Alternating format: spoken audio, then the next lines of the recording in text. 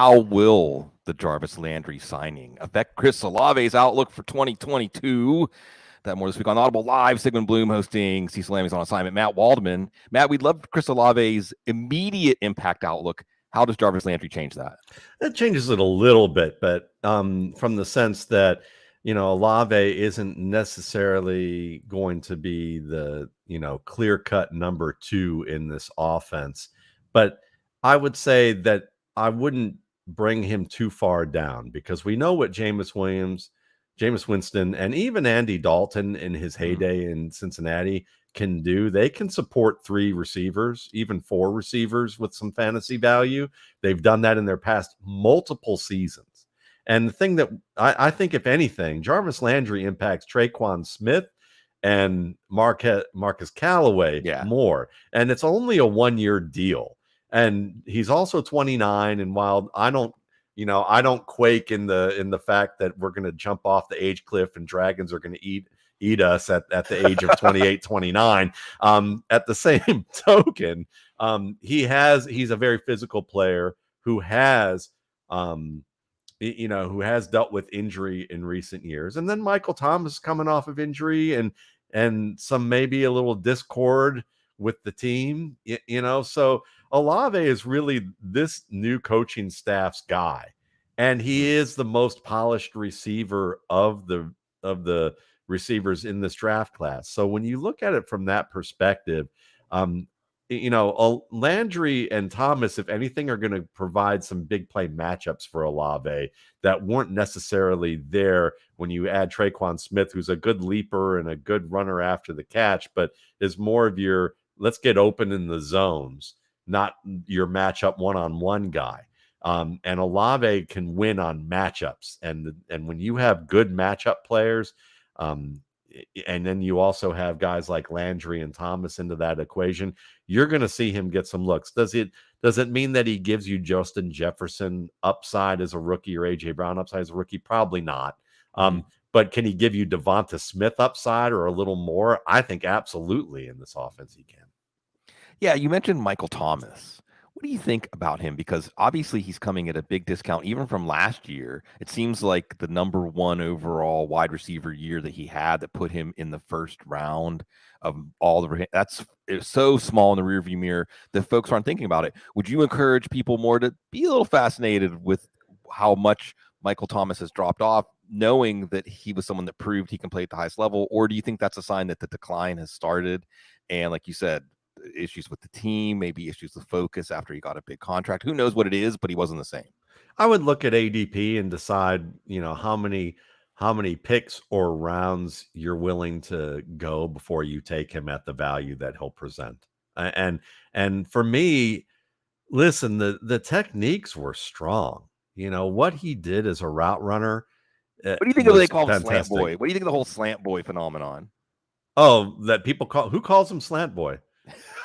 Oh, I mean, people. Oh, people call him slant boy. Well, listen, I'll say this. If you try to equate Michael Thomas with Dez Bryant, then you don't have a brain in your head. And Dez was a good receiver in his own right, even though he ran limited routes. Michael Thomas may be slant boy, but there are a lot of guys who wish they were slant boy playing wide receiver in the NFL. Maybe they'd get more targets, and the same people who call him slant boy are the same ones who probably played up Rashad Perriman for his analytics and that he couldn't catch a cold, much less a ball, much less get open other than running the straight line somewhere. So, Thomas runs a lot of good option routes that are difficult, that you have to deal with diagnosis with the quarterback being on the same page of the line of scrimmage. And that's why he and Drew Brees were masterful. So, I mean, slant boy is funny, but it's kind of like it's kind of like calling Ella Fitzgerald doo-wop girl because they heard her say doo-wop once. I mean, that's just like silly. Yeah, it was Malcolm. I mean, the rumor was it was Malcolm Jenkins his teammate at the time, who now is retired. And then Carlton Davis, after Carlton Davis shut him down, mockingly brought that nickname back up. But Carlton Davis is the right kind of cornerback to face up against Michael Thomas. I mean, he's almost Michael Thomas is like an ideal matchup for him. But there may be something there. I mean, it comes down to Winston. It comes down to the efficiency of the offense. But there are 3 viable targets in that offense now, and we'll see if there's a 4th with Alvin Kamara. Remember, folks, Drew Davenport is always on top of those situations for us. You're always on top of rookie landing spots, RSP. Again, folks, if you're listening, if you can hear the sound of my voice and you don't have an RSP, look into it. It'll make you a lot smarter about football. Certainly, if you have a rookie draft and you're in a dynasty league, you need to go to mattwaldman.com and get yourself an RSP. Speaking of, we haven't really had a chance to swim around and really marinate in the post-draft RSP. And folks, again, you're going to get the post-draft RSP with all the takes on the landing spots. I'll ask you this. Who moved up the most in the post-draft RSP that comes to mind? Certainly a guy who moved up pretty high was James Cook. And let's talk about that. Polarizing. Here's our polarizing player. I know that you're not tuned into football Twitter like I am, but there's definitely strong takes on both ends on James Cook. And it sounds like you're going to be more to the positive end. Yeah, I am, because he moved up into my top tier of players to pick. Is he, people worry that fantasy people get all hung up on what happened before without understanding really what the machinations behind it. They looked at Clyde Edwards-Helaire and they got burned by Clyde Edwards-Helaire and the 20, and so now the crew is like, oh, we got burned by Clyde Edwards-Helaire and James Cook looks like Clyde Edwards-Helaire. He's a receiving back who only gets a limited number of touches, and he's probably not very good between the tackles either. And they got fooled because they listened to, somebody who had a real, somebody talk about him on a level that maybe they didn't need to, or they jumped the gun on. Clyde Edwards-Helaire is a decent running back. I mean, he was 8th as a running back on my board pre-draft, so I wasn't exactly like enamored with him compared to others. And I didn't see him as like Brian Westbrook incarnate, but at the same time, James Cook is a equally smart runner as Clyde Edwards-Helaire between the tackles. He's quicker and faster than Helaire. Helaire was always slow. Okay, he's quick, but he's not fast. His acceleration is okay. His contact twitchy. Balance, his contact balance is awful. Okay, he's a bully in the open field. Now, Cook is more of a slippery player, very different. He's not a hard jump cut type of player. He can do some of that, but he tends to kind of bend around. He does a lot of what his brother does, Dalvin. And he's also a very skilled receiver inside. And there's a risk that he might not get used the same way that the Chiefs didn't use, the way that the Chiefs didn't use Edwards. So everybody thought they were going to use him in that way. But I think that, you can look at Cook, and in the scope of this draft class, I think there's a shot that he can give you that Austin Eckler, Alvin Kamara type of production, at least in the receiving end, and then maybe 66 to 80% of the running. And so does that make him a running back 1? Probably not. But can he be a solid running back 2 with some years of that upside if he proves more as a runner? Because he is a very smart between the tackles runner. Yes. He's not Chris Johnson. Okay. Like there's shades of things I see with him and I go, he makes decisions like Chris Johnson does. He can make people miss in a phone booth like Chris Johnson does, but he doesn't have that power after contact that Chris Johnson did on a freakish level for his diminutive size. And I think that's the thing with Cook where the difference is there. But in that offense, exactly, Josh Allen may still do a lot of what Mahomes does, which is, make 5 people miss, take 6 seconds, and still find someone 25 yards, 50 yards downfield. But with this receiving core, Dawson Knox is good, but he's no Travis Kelce. Stephon Diggs and Tyreek Hill, you could call it a push, though athletically, Tyreek Hill scares the bejesus out of people more than Stephon Diggs does as an athlete, maybe not as a total receiver. But Cooks is that scary athlete in that offense with his speed and burst. So I'm more on the level of let's not go overly doom and gloom on Cook because we saw what happened with Edwards-Helaire. It's kind of like that. We're getting into the territory of superstitious gamblers as opposed to people who are looking at things with reason.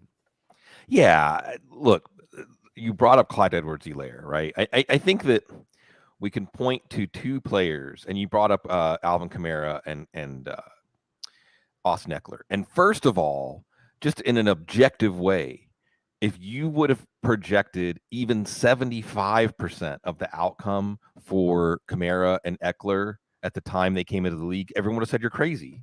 Everybody would have laughed at you. They would have said, ha, an undrafted free agent is going to be a top 5 fantasy running back. Okay, a 3rd round pick who couldn't beat out whoever, because that's part of the narrative, right, Matt? Oh, he couldn't beat out.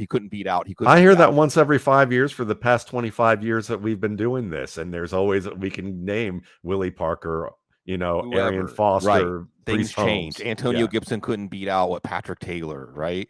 Yeah. So you always have this, and it always, the actual outcomes when they're at the very high end are beyond even the most optimistic high projection. But you have as a building block, and the reason you compare them to Kamara and Eckler is that refined receiving ability. Like, yes, he can detach from the formation. It's going to be really interesting. One of the things I'm watching, I made myself a little list, like a OTA question watch list. I may or may not publish it. I don't know if it would have value for people, but the slot receiver position with Cole Beasley gone at Buffalo is really interesting because you have Jamison Crowder, you have Isaiah McKenzie. Isaiah McKenzie was more fantasy relevant than Cole Beasley when Beasley was out last year. Yeah. You have Jamison Crowder, we know, slot extraordinaire. You have Khalil Shakir, who's going to be good soon.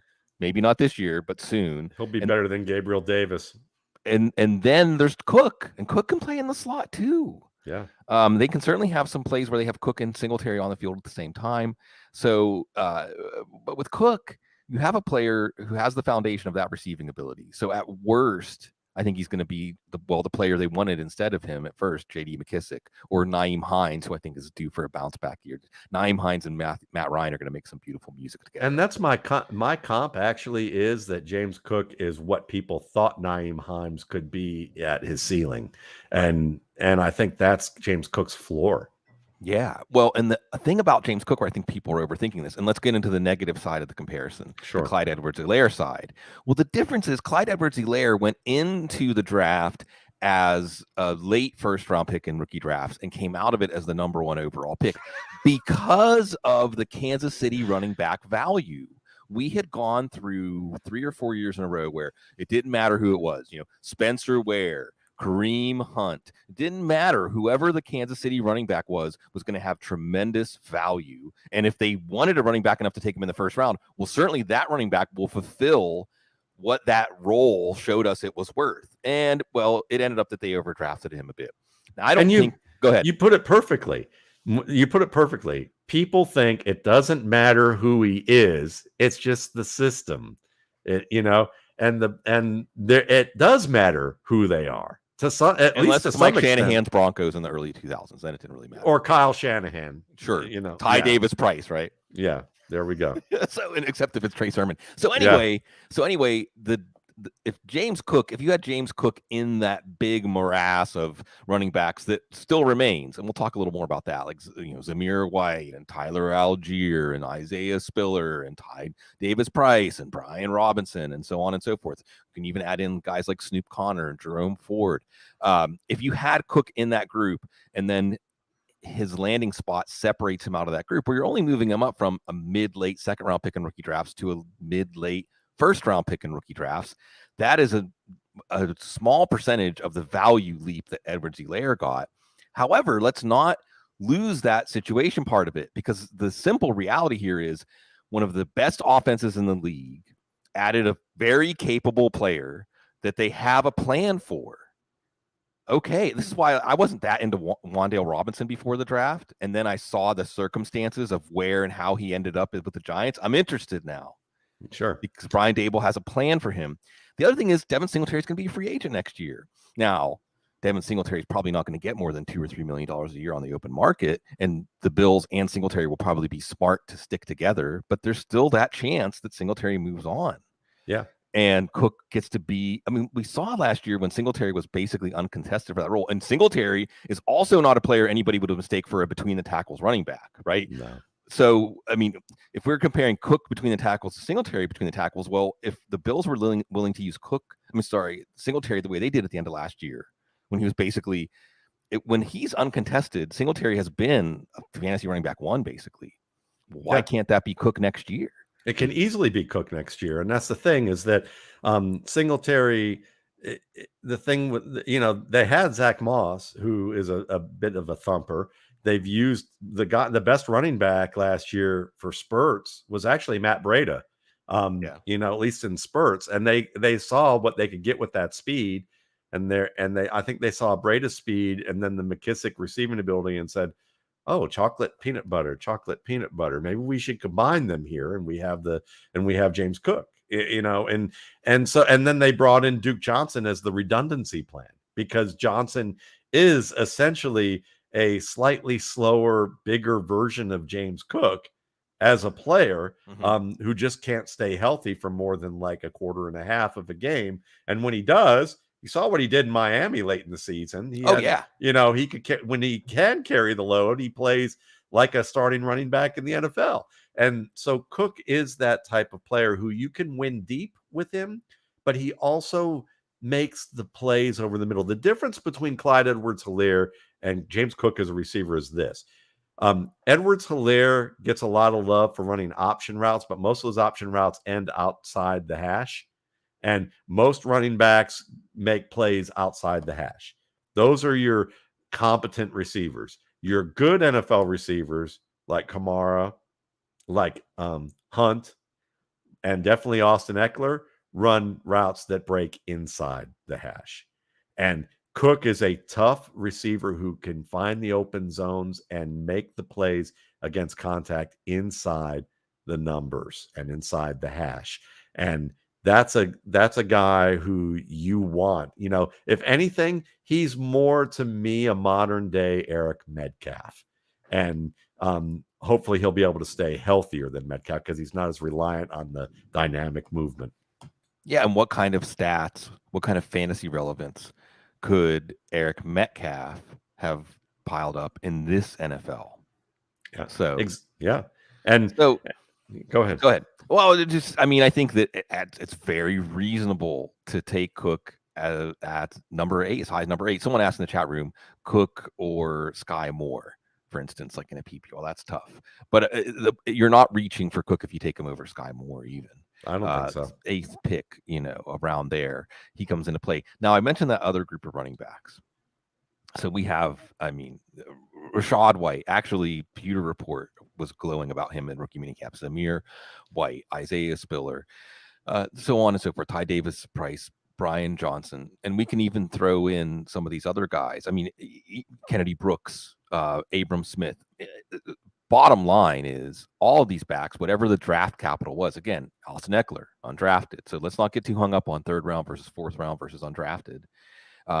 They're going to get to prove themselves.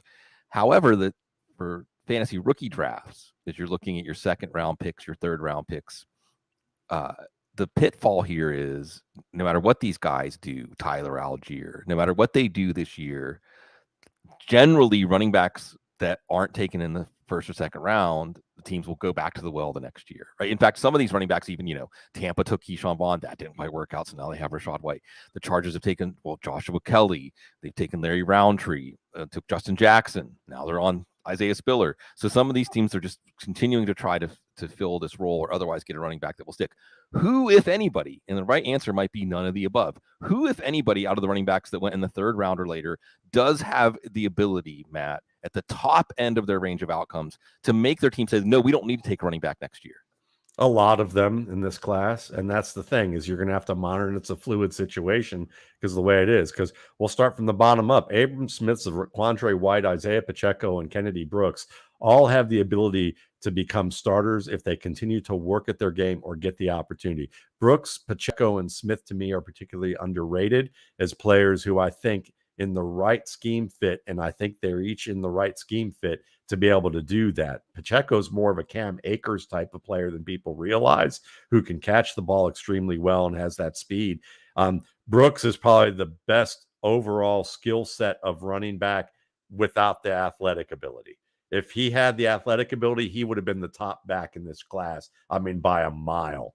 That's how good he is. So if he can, and this team, the Eagles are kind of sick of Miles Sanders. I mean, you can tell that this team, they're going to ride with him this year and say all the right things, but Sanders is disappointed, and there's nobody there who can do what Brooks does. So if he gets that opportunity, but then of the guys who you're going to draft probably, in other rounds who get that, I mean, we can move up. Pierre Strong and Kevin Harris cancel each other out with the Patriots in a sense right now. So if you're a stay inside the bumpers fantasy player, which I would recommend a lot of people to do with rookies sometimes, that's a backfield you probably want to ignore until somebody gets dropped on the waiver wire and you can get them with a low investment. Jerome Ford is can be a starter.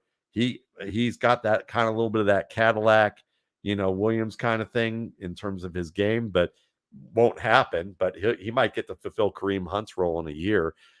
Davis Price is in that same 49ers situation. It depends on what Meryl Streep really wants, in the Devil Wears Prada, because that's basically how she is. I mean, she's definitely very temperamental and very soap opera-esque in terms of how she handles players. We've seen that over the years. Even Kittle got a little bit of that mess. I'm surprised he isn't starving himself to try and fit into the dresses that Meryl wants him to put in. But then, Keontae Ingram, James Conner, Yes. Ingram to me is a guy you definitely want to consider heavily. I think he's a big time sleeper in this class who can catch, who can do everything you're looking for. And he's more of a Kareem Hunt type of player than people realize. I think he can be very good. So then we'll get to the guys that are at the top that everyone is kind of looking at. And of those four guys, Spiller, Pierce, White, and Robinson. Spiller to me grew on me enough that, if you have Eckler and you want a redundancy plan, I think you take Spiller, because this is the highest back they've drafted of all the guys you've mentioned. And while he doesn't have the top end speed, he has the quickness, great footwork, really understands how to be a good runner. He has some lapses that can be a little concerning at times, but I think he'll work through them because he is a good worker.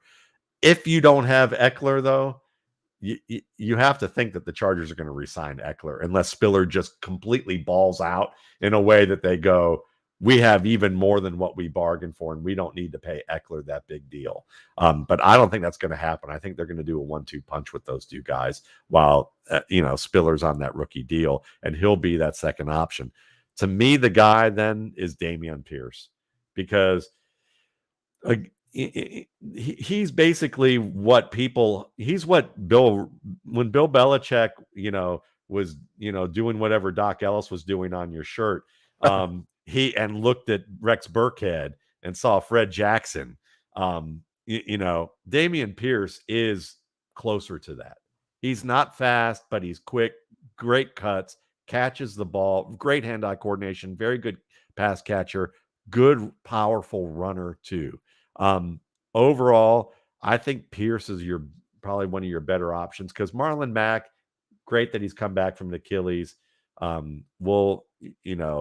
We'll see if that's a long-term thing he's gonna help out. I think that Pierce has the least obstacles to overcome to be the starter this year and hold on that job for at least a couple years as a high-end contributor, if not a starter. Whereas White and Robinson are interesting. But White to me is a very good player. Rashad or Zamir? Zamir. Zamir's a good player, but I'm interested to see whether he looks like he plays at 226 the way he looked like he played at 226 at Georgia. And there's enough with his game that I could see him being on that border of like Alexander Madison. Good enough that when he plays, he gives you starter points, but maybe not good enough for the team to feel like he can be their starter. And then by the second contract, he's off somewhere else as a career committee guy. Rachaad White, to me, I'm not a Rachaad White fan. I think he can get better and become a starter. I think he's great at the catch point. Very good hand-eye coordination. He's big and he's fast. He doesn't need a compass, but it's like, those Mercedes that or any of those high-end German cars where you're driving down the road and they have like the alarm light that goes off if you get too close to anything. Well, Rashaad's is not working very well because when he gets into that lane and there's a linebacker that he should be able to run through or make miss, the alarm light goes off. He freaks out and tries to veer out of that lane. And I don't think he runs to open space rather than running to open leverage. And in the NFL, guys like Anthony McFarland, Kenyon Drake, Tevin Coleman, Lawrence Maroney, all those guys, some of them got better at it, but early on they ran to open space rather than running to open leverage. And as a result of that, they end up running into areas that the holes close as opposed to running to areas where the holes open. And that's his problem right now. So yeah, he's going to look good all the way up until the lights come on. And then that's going to be the big question, is how much he has learned or absorbed over these months since his tape at Arizona State. Okay, real quick, and this is something that I'm doing, and it may just be me, but I didn't have this player, even though he was drafted among these running backs. I didn't have this player included. I did just see an item that maybe the Titans are going to try to extend Derrick Henry to spread out his cap hits, which would change the outcome for Hassan Haskins. What about Hassan Haskins? I wanted to like Hassan Haskins. I really did, because he's got some, I've heard the James Conner comparisons because he's big. He's got some short area quickness. He can run with some power, but I think he's more of a gap player who is going to need really great blocking to be a competent runner. So I think at best he's a guy who might give you great production and then you sell high because he'll always be looking over his shoulder. And there's a lot of backs like that. I agree. I mean, from a talent or ability standpoint, he's more like the backs who went, Abram Smith and Kennedy Brooks, who I want to dive in and talk a little bit more about. And I may or may not be asking you these questions because of a rookie draft that I'm on the clock right now. You mentioned Kennedy Brooks. Well, Michael Thomas worked out a few years ago. The last time we had a conversation. Yeah, we did. That was this Slant Boy. Yeah, Slant Boy did okay, even though they weren't using him much at Ohio State. You mentioned Kennedy Brooks. I'm going to ask you to, if you can, Matt, to go walk down the hallway past RSPs, because you said from a skill standpoint, he's basically everything you want, but the athleticism is not there. Can you think of any other backs in the last few years that you would have said something similar about? And then let's say, how's that gone for those backs? Yeah. And when I say the athleticism isn't there, I mean, it's maybe not there for a plus athleticism. For above average. For teams to put in the first 2 to 3 rounds of a draft. Right. So Arian Foster would have been qualified as such. Some people said that about David Montgomery. Some people said that about, on the lower end, Peyton Barber, who's a thorn in the side of people. Frank Gore post injuries. You could definitely say that about Frank Gore as an option. Some people, so there are a lot of guys like that wind up being pretty good and beat out higher end athletes with no skills. But, with the thing about Brooks is that he processes the game pre-snap very well. Unlike a Rachaad White, he understands the box weights of each side, the box counts on each side, knows where the cutback lane is likely to be, and then baits the defender early post-snap who gets the blitz or penetration into the direction that the defender thinks it's going to go, and then makes the cutback. Nick Chubb does that unbelievably well. And so does Kenny Brooks. Kenny Brooks has terrific contact balance, for a 209-pound back. Mhm. And he has what the best backs do. The best backs have what you would call are micro movements. And Pierre Thomas is another example of a guy, a Sure. New Orleans product who was that way. A lot of Mike Shanahan backs, Yes. you could say. Landis Gary, Mike Anderson types. Yeah. Yes. Yeah. And then the thing is, the thing that makes Kennedy Brooks interesting, and I may or may not be deciding between Kennedy Brooks, Abram Smith, Jerome Ford. I like Tyler Beatty too, and Justyn Ross. I'm going to leave Justyn Ross for his own take. Okay. The other thing that makes Kennedy Brooks really fascinating is, as you pointed out, what is he going to do? Is he going to endear himself to this coaching staff? Because this is a coaching staff. I really think if Jordan Howard had stayed healthy last year, Matt, he would have been a fantasy relevant player. He flirted with it across two different regimes for Philadelphia, and he's another player that fits into the skills, yes, athleticism to add value. That's why he's Jordan Howard. But with Miles Sanders not under contract next year, there's nobody. I mean, there's no incumbent back. It's not difficult to picture Kennedy Brooks as a Thunder, or a Thunder off in the distance. Maybe not a Thunder that actually makes your dogs cower in the closet, and they start with him as like, okay, we have one piece of our backfield because he has an opportunity there. But so does, you mentioned Pierre Thomas, and just really quickly on Pacheco. And again, I like Pacheco. I always am drawn to players like Pacheco too, because he carries the ball like his life depends on it every time he touches the ball. And how can you not like that?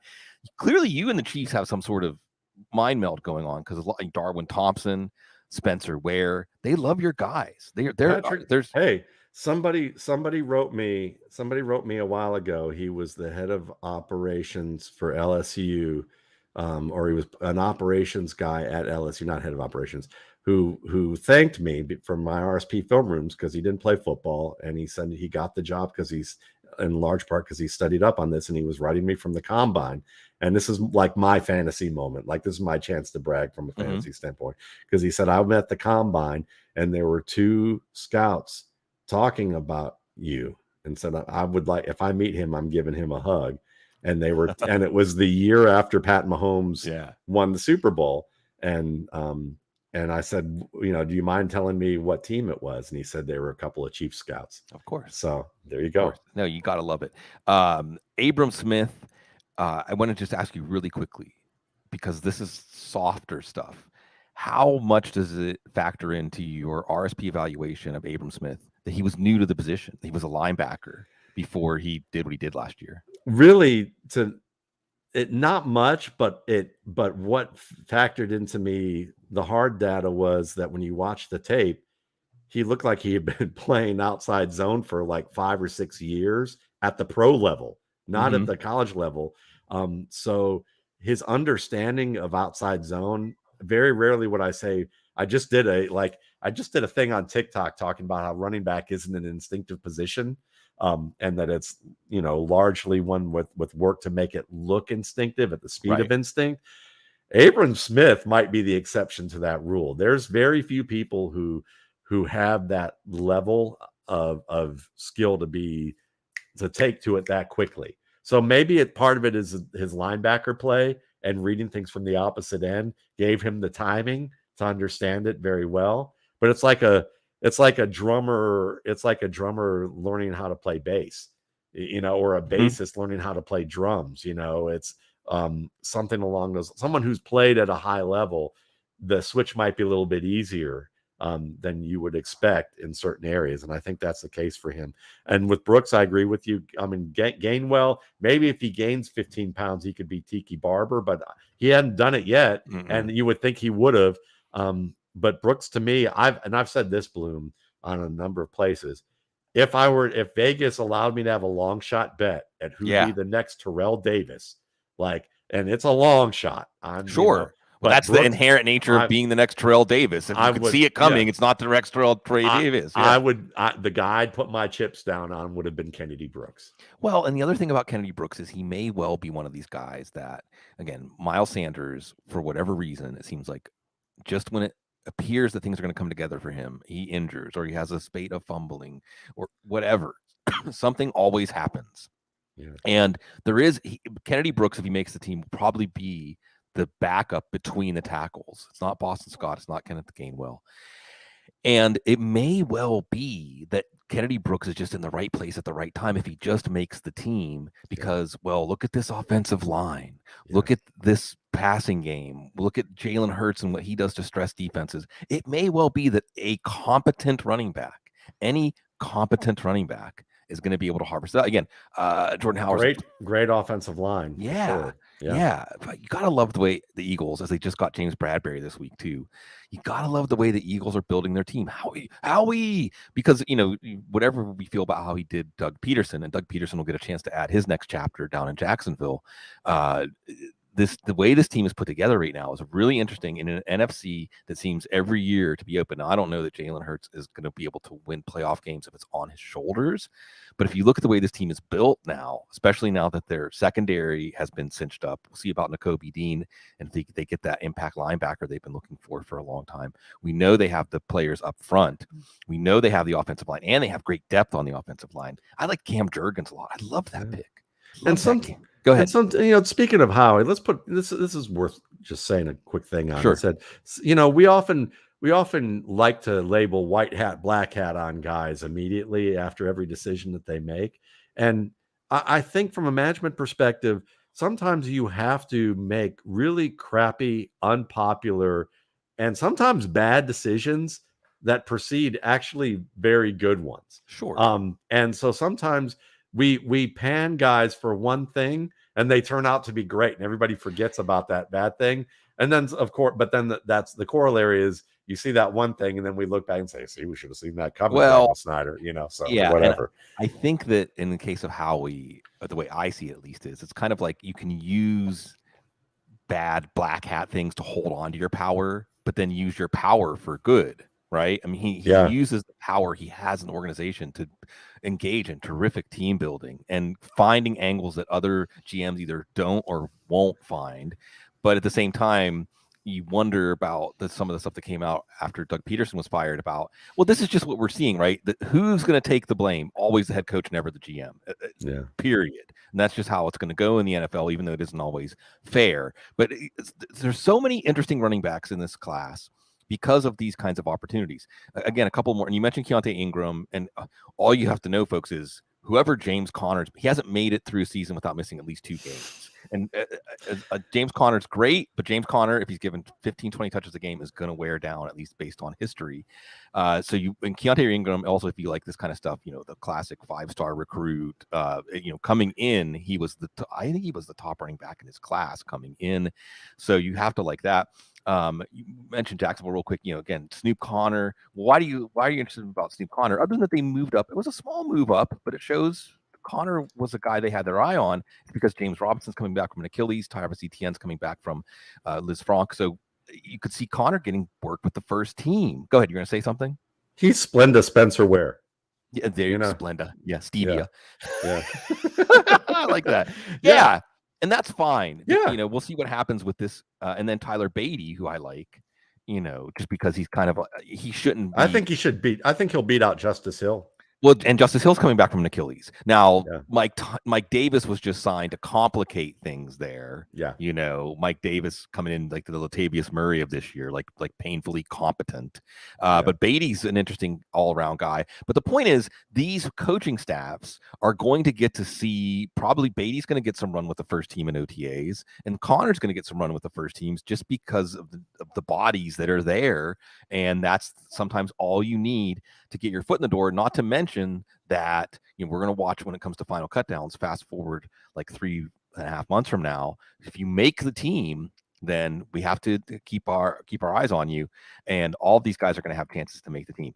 What about Justyn Ross? I'm going to be taken by a case like Justyn Ross, where we haven't seen the pre-injury Justyn Ross, but the pre-injury Justyn Ross is probably number 1 in this class, wide receiver. Fair? Oh, absolutely fair. Justyn Ross is the story with Justyn Ross. You have to understand that he's at worst Hakeem Nicks in terms of being able to go up and win the ball against tight coverage. Are you saying even the way what you saw last year? You're saying even if based on what you saw last year, he could become a Hakeem Nicks if he doesn't get back what he had before the injury? Yes, that's what I think. Is at worst. He could become a good Hakeem Nicks type of player if he gets as long as his health is good enough to play and that he's not constantly being dogged by the foot issue. That's the issue. It's the foot more than it is the neck, because no doctor in their right mind is going to go and knowing that they're going to be quoted by ESPN and say, he has no greater chance of sustaining a catastrophic injury than any other player who steps onto a football field. No doctor would say that, okay? Well, I can think of maybe a couple. They might say that, but they'd have to probably have a president or some political type of affiliation, in our crazy world today. But when you talk about Ross, you have to remember he played all last year on a broken foot. All last year, from the second half of the Georgia game on. He had 13 weeks from the surgery to the combine. Okay, that's how many weeks he had. Well, 6 to 8 of those he was immobilized.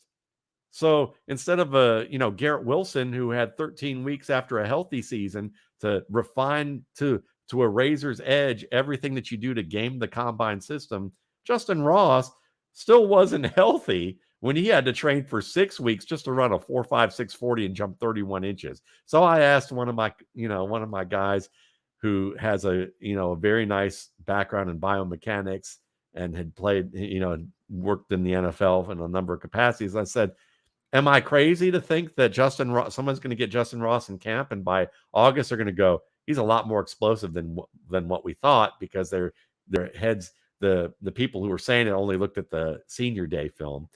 And he's going to go, no, there's no way that Justyn Ross was remotely healthy when he worked out at his pro day or combine. I don't remember which one it was, pro day probably. After that. So, is he AJ Green? No, I don't think he's AJ Green. But I think he's somewhere between Hakeem Nicks and AJ Green if everything goes well. And that's pretty damn good. Yeah, and worth ADP and then some. I took him while you were on that wonderful word journey there about Justyn Ross, and I think, there are Marcus Lattimores, there are players that will always be burned by when it comes to this kind of thing. Even Grant Calcaterra somewhat fits under this heading in the sense that we've seen them at their best. We know at their best they would be a lot higher rated, so you can get them at a discount. Why not? And the reason I like taking players like that is it's sometimes useful in Dynasty to be able to move on quickly. It gives you the opportunity to get James Robinson or whoever. Yeah, don't clog up your roster with Rashad White, who might be Keyshawn Vaughn part 2. Exactly. So before we go, have you seen the stuff that the social media universe is excited about this morning? The Nick Saban Jimbo Fisher feud. No, what happened? Saban basically said, well, Texas A&M buys their players. We don't. It's hard when you have to compete against that. You might imagine Jimbo Fisher did not take that too kindly. So just based on your reaction, are you going to be more Team Saban or Team Fisher here? I'm more like the ref. I'm more like the special referee in the ring who beats the crap out of both of them. In that sense, that would be me. I'd like be the Undertaker as the referee. Doesn't really give two cents about either one of them. But how do you say with a straight face that we don't buy our players? I know what he meant. What he meant was probably more of a refined point, but Nick kind of swerved out of his lane a little bit of awareness of what to have a conversation about. Yeah. That's just like, again, Jimbo Fisher said something like, anybody who's ever coached with Nick Saban will tell you about him. You can look into it, This is fun though. Hey, anytime people start talking, taking on subjects that are supposedly taboo, I don't know if you saw the stuff about the NBA, the Phoenix Suns. Sorry, Woodrow. The Phoenix Suns go down in flames, and I think it's the worst Game 7 performance by a home team in any sport ever. They were down by like 30 at the half against Dallas, and Patrick Beverley came on that morning. I think it was Every Day Should Be Sunday. Every Day Should Be Saturday. Said, who are you going to get up at 4:30 in the morning to go on national TV and slander? And it was Patrick Beverley saying, we call him Cone because he doesn't guard anybody. And Stephen Smith said, oh, no one's telling me that. He said, yeah, the players aren't going to tell you the truth. They're not going to tell you anything that's actually true, but that's what the players say about him. Anyway, anytime it's like the T, right? I mean, we all like it when players, coaches, whoever. You know who I wish could have responded to that? Who? Bobby Bowden. Ooh. I would love to have seen Bobby Bowden's reaction to Nick Saban saying that, because Bobby Bowden was, I mean, as a University of Miami fan way back in the day when they had those awesome rivalries, Bobby Bowden was kind of like that Southern swampland scoundrel. You know, I would call him a swamp pirate, right? Out of like a Carl Hyacin, is that the author, right? Who writes all those Florida stories? Yeah. He was one of those guys, and I would have loved to seen his reaction to that, because it would have been part like Bible, Southern fried preacher to and bootlegger, all wrapped up into one. Yeah. Yes. Oh, the olden days. But so these are the happenings. We get our little social media watch in, as the football world always gives us things to talk about here. We like doing that for you at Footballguys. All kinds of stuff blowing up at Footballguys, rankings, content. Again, if you didn't get a chance to check out the 8 divisional draft recap episodes Cecil and I recorded last week, and immediately OTAs, roster moves are happening. All of these players we're talking about, you're going to start being able to fill in little things in your file. The drum beat starts. The drum beat starts about, someone like Jake Ferguson, for instance. The drum beat starts.